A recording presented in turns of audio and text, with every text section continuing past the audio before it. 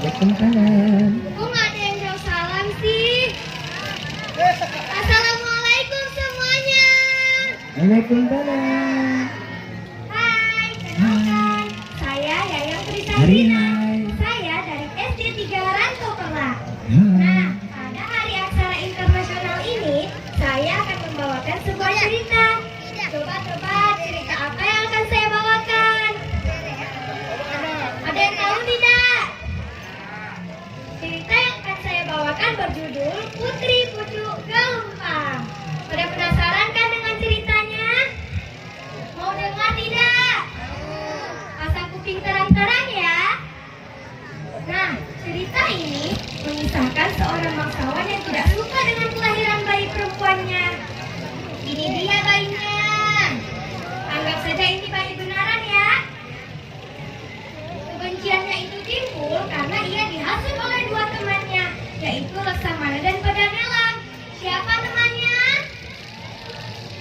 Laksamana dan Pedanelang. Karena menurut mereka, bayi perempuan itu pembawa sial. Dan pada suatu hari, bangsawan berniat ingin membunuh bayi tersebut. Kasihan sekali ya bayi ini teman-teman. Tetapi, sang istri berusaha melarikannya ke sebuah hutan. Dan di hutan ditemukanlah sebuah pohon yang sangat besar. Anggap saja pohon ini besar ya. Sang ibu pun membuatkan rumah kecil yang nyaman untuk Putri Pucuk Gelombang. Maaf ya teman-teman, maklumlah di sini banyak angin, jadi pohonnya tumbang-tumbang deh. Anggap saja putrinya sudah kita taruh ya. Sang ibu pun pulang dengan hati yang sangat sedih. Sampainya di rumah, dia langsung berkata kepada bangsawan, "Wahai suamiku, bagaimana ini? Anak kita sudah mati di hutan. Dia dimakan oleh binatang buas." Istrinya terpaksa harus berbohong. Mendengar perkataan itu, bangsawan bukannya sedih, tetapi malah senang. Hahaha. Baguslah kalau begitu. Memang itu yang aku inginkan. Jadi aku tidak perlu susah-susah untuk membunuhnya lagi. Nah, singkat ceritanya nih teman-teman. 12 tahun kemudian, besarlah Putri Pucuk Gelombang di atas pohon gelombang. Dan ternyata selama bertahun-tahun ini, ibunya selalu mengunjungi dia, memberikan makanan, minuman, dan kebutuhan lain-lain. Teman-teman, mau tahu kelanjutan ceritanya tidak? Beneran mau? Oke, kita lanjut ya.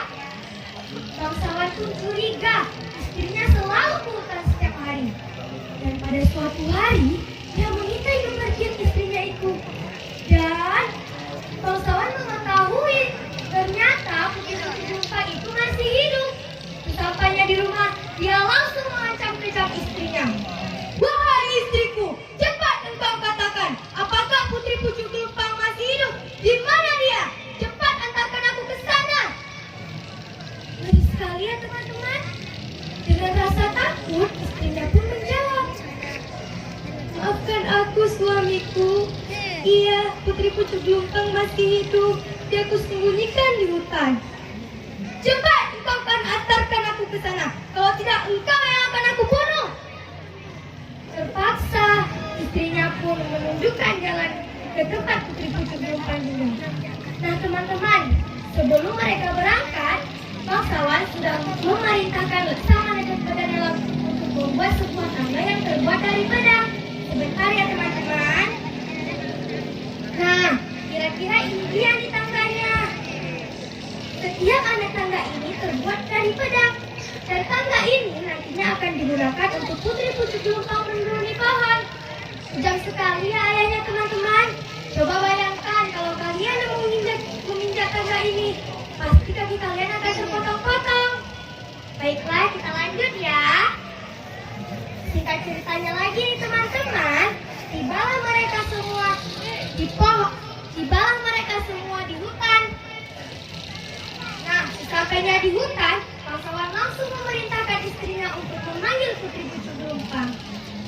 "Wahai anakku, Putri Pucuk Gelombangku, turunlah nak, ayahmu sudah datang menjemputmu." Mendengar perkataan ibunya, Putri Pucuk Gelombang sangat senang. Iya kak ibu, baiklah aku akan turun jika ayah datang menjemputku. Tahu tidak teman-teman apa yang terjadi saat putri-putri gelombang turun? Saat kakinya ingin menginjak tanah yang terbuat dari pedang itu, ibunya tak sanggup melihat. Ibunya menangis menjerit-jerit. Tidak, putriku. Ya Allah, selamatkan dia. Aku tidak sanggup melihatnya. Kira-kira apa ya yang terjadi teman-teman? Ada yang tahu?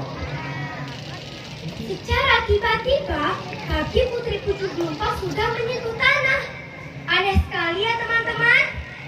Melihat hal itu, sang ibu sangat terkejut dan dia sangat bahagia.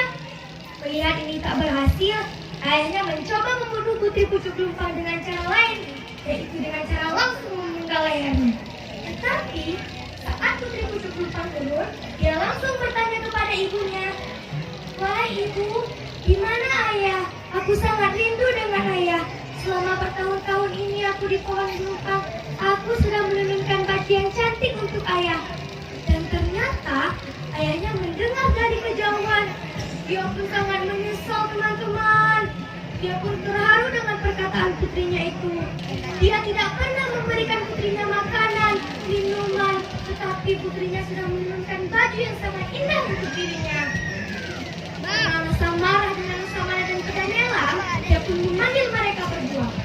"Samana, Pedanelan, kemari kalian. Ini akibat perbuatan kalian. Aku sudah membenci putriku. Rasakan ini. Lihat, sing, sing." Bangsawan tersebut memenggal leher Samana dan Pedanelan. Samana dan Pedanelan mati secara tragis.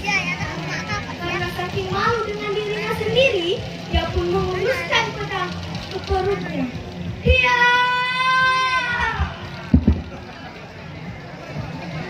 Iya. Bangsawan itu pun mati bercucuran darah. Nah, kira-kira bagaimana cerita dari saya? Cerita ini cerita yang berakhir dengan kesedihan. Tetapi tidak begitu saja. Putri pucuk gelombang dan ibunya pun langsung hidup bahagia. Teman-teman, begitulah cerita tadi. Maafkan ya kalau ada kata saya yang salah. Thank you for your attention.